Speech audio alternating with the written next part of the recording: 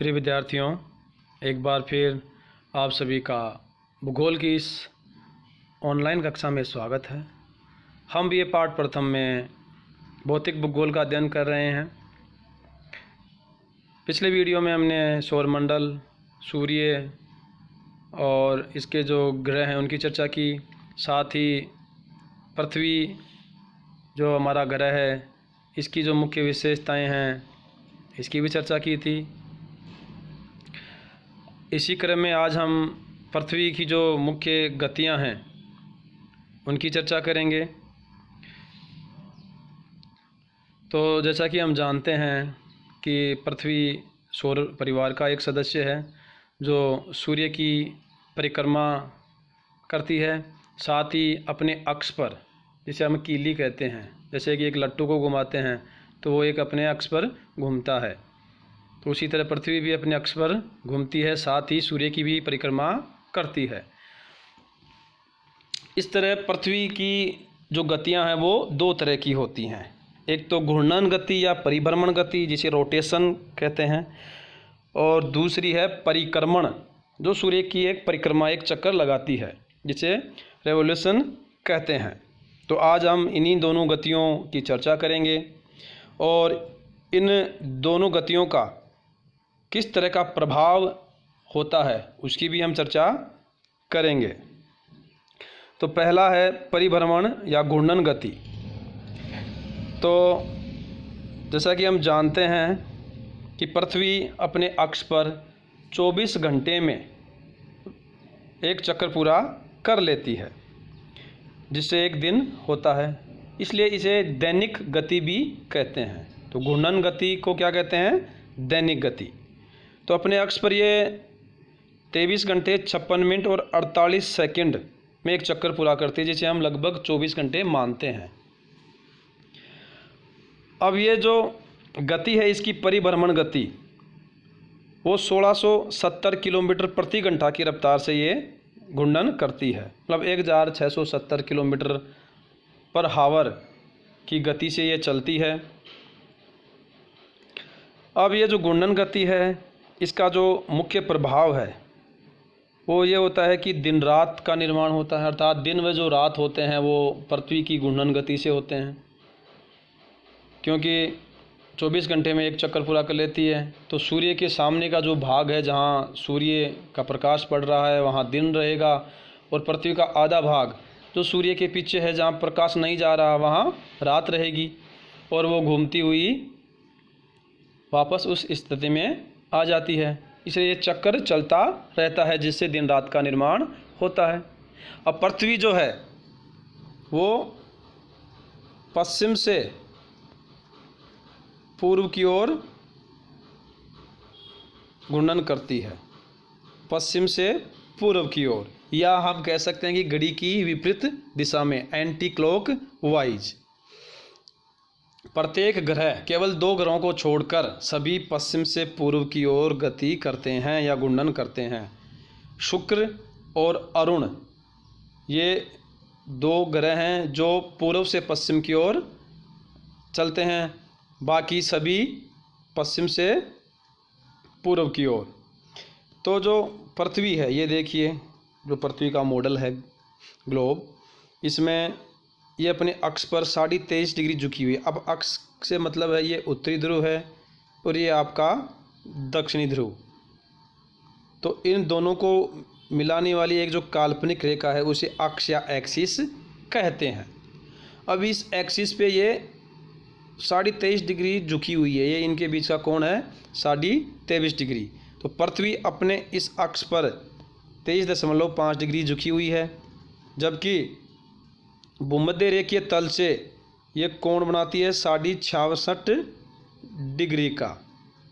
तो यहाँ ये दोनों जो कोण हैं इसमें आपको ध्यान रखना है कि ये तो अक्ष पर झुकाव है 23.5 डिग्री का, ये जो झुकी हुई है अपने इस अक्ष पर, जबकि यहाँ से ये पृथ्वी का जो भूमध्य रेखीय जो तल है इससे कोण बना रही है 66.5 डिग्री का। तो पृथ्वी अपने अक्ष पर 24 घंटे में एक चक्कर पूरा कर लेती है, और सूर्य मान लीजिए सूर्य इसके सामने वाले आधे भाग पर तो दिन रहेगा और इस आधे भाग पर रात रहेगी। दूसरा, जो अन्य ग्रह और आकाशीय पिंड हैं वो हमें पूर्व से पश्चिम घूमते हुए दिखाई देते हैं, तो ये घूर्णन गति के कारण होता है। पवनें और जो समुद्री धाराएं हैं इनकी दिशा पर भी घूर्णन का प्रभाव पड़ता है। इसकी चर्चा हम जब वायुमंडल का अध्ययन करेंगे, पवनों का अध्ययन करेंगे, समुद्री धाराओं का अध्ययन करेंगे, तब इसकी विस्तृत चर्चा करेंगे। और जो दिन के विभिन्न काल हैं, प्रातः, दोपहर, सायं और मध्यरात्रि, इनका जो आविर्भाव है या इनकी जो उत्पत्ति है वो भी इस घूर्णन गति के कारण होती है।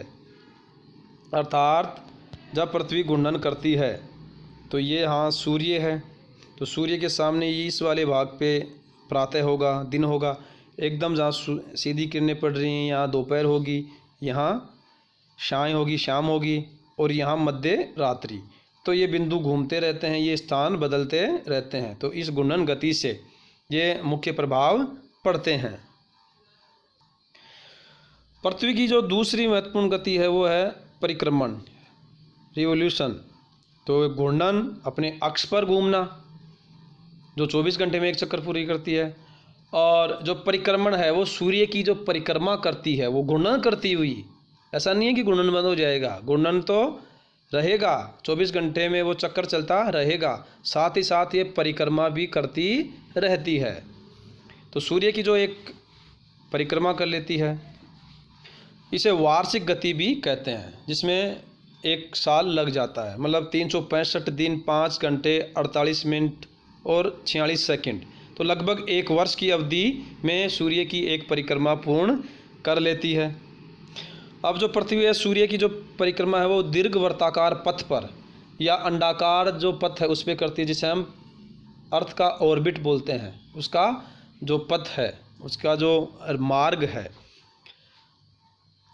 अब परिक्रमण गति से ऋतुएं बदलती हैं, मौसम में जो बदलाव होता है वो परिक्रमण गति से होता है। साथ ही जो 23.5 डिग्री झुकी हुई है उसका प्रभाव भी होता है। दिन और रात की जो लंबाई में अंतर होता है, कहीं दिन बड़े होते हैं, कहीं रातें लंबी। जहाँ सूर्य की किरणें लंबवत होंगी, सीधी होंगी, वहाँ दिन की अवधि अधिक होगी। तो जो दिन व रात की लंबाई है वो सूर्य की किरणों के सापेक्ष तिरछेपन पर आधारित है, अर्थात कहाँ सूर्य की किरणें तिरछी पड़ रही हैं, कहाँ सीधी।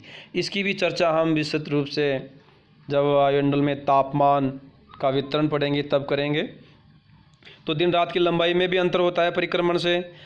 साथ ही जब यह पृथ्वी परिक्रमा करती रहती है सूर्य की, तो इसकी कुछ स्थितियाँ होती हैं या ऐसे कुछ क्षेत्र होते हैं जहाँ सूर्य कभी लंबवत होता है, तो उनका नामकरण है यहाँ, जैसे कि कृक संक्रांति या ग्रीष्म अयनांत, समर सोलिस्टिक। अर्थात जब 21 जून को सूर्य कर्क रेखा पर लंबवत चमकता है तो उसको कहते हैं कृक संक्रांति। और जब सूर्य 22 दिसंबर को मकर रेखा पर लंबवत चमकता है उसे कहते हैं मकर संक्रांति या शीत अयनांत, विंटर सोलिस्टिक। तो जब सूर्य कर्क रेखा पे लंबवत होगा तो ग्रीष्म होगी, और जब मकर पे होगा तो शीत होगी उत्तरी गोलार्ध में। ऐसे ही बसंत विषुव, स्प्रिंग इक्विनॉक्स, मतलब जब सूर्य 21 मार्च को भूमध्य रेखा पर लंबवत होता है तो संपूर्ण पृथ्वी पर दिन और रात की जो अवधि है वो बराबर होती है, क्योंकि उस वक्त सूर्य भूमध्य रेखा पर लंबवत होता है। और ऐसे ही 23 सितंबर को भी सूर्य भूमध्य रेखा पर लंबवत रहता है तो दिन रात बराबर होते हैं, जिसे शरद विषुव, ऑटमन इक्विनॉक्स कहते हैं। अब देखिए इस चित्र में, ये हमारी पृथ्वी है जो एक वर्ष में पूरी परिक्रमा कर रही है सूर्य की, तो ये परिक्रमण गति है। और साथ ही यहाँ देखिए ये जो झुकाव है, ये जो रेखा दिखाई गई है ये 23.5 डिग्री का झुकाव है, तो ये अपने इस अक्ष पे झुकी हुई है, साथ ही परिक्रमा कर रही है। तो सूर्य के सामने कुछ स्थितियाँ होती हैं। तो इस वक्त सूर्य भूमध्य रेखा पर लंबवत होता है 21 मार्च को, जिसे बसंत ऋतु होती है। फिर घूमती हुई पृथ्वी यहाँ पहुँच जाती है जून में फिर जून में सूर्य कर्क रेखा पे लंबवत होता है। तो 23.5 डिग्री उत्तरी अक्षांश को कर्क रेखा और 23.5 डिग्री दक्षिणी अक्षांश को मकर रेखा कहते हैं। सितंबर में वापस भूमध्य रेखा पर लंबवत पड़ती है, जिसे शरद ऋतु होती है, और फिर घूमते हुए पृथ्वी दिसंबर में पहुंच जाती है। तो इस वक्त सूर्य की किरणें मकर रेखा पे लंबवत होंगी। अब यहाँ कर्क और मकर की हमने बात की है। तो कर्क उत्तरी गोलार्ध में है, मतलब 23.5 डिग्री उत्तरी अक्षांश, और मकर 23.5 डिग्री दक्षिणी अक्षांश दक्षिणी गोलार्ध में है। तो जब 21 जून को कर्क पे चमकेगा, इसका मतलब उत्तरी गोलार्ध में लंबवत होगा, या उत्तरी गोलार्ध में सूर्य की किरणें सीधी पड़ेंगी, तो उत्तरी गोलार्ध में दिन की अवधि बड़ी हो जाएगी। जबकि जब 22 दिसंबर को मकर रेखा पे चमकेगा, इसका मतलब दक्षिणी गोलार्ध में लंबवत चमक रहा है, तो दक्षिणी गोलार्ध में सूर्य की किरणें सीधी पड़ेंगी और वहाँ ग्रीष्म ऋतु होगी, और अपने यहाँ उत्तरी गोलार्ध में शरद ऋतु। तो ये चक्र चलता ही रहता है, जिसमें सूर्य की सापेक्ष पृथ्वी की स्थितियाँ बदलती रहती हैं, जिससे ऋतुएं बदलती रहती हैं।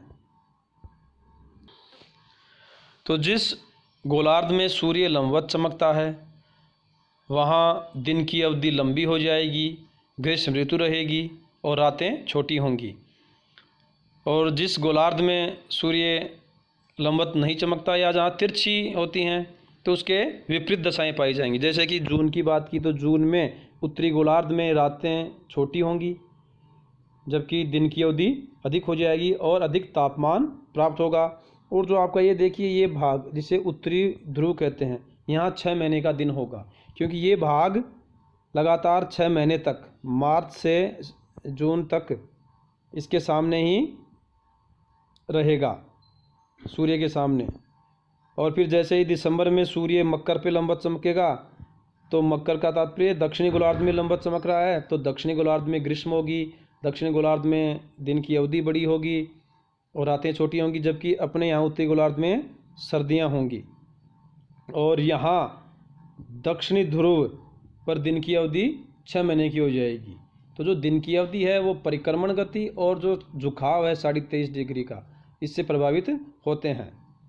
तो 6 महीने के दिन व रात जो होते हैं ध्रुवों पे, वो जो झुकाव और परिक्रमण गति है उसके कारण होते हैं, और इसी से मौसम परिवर्तन होता है।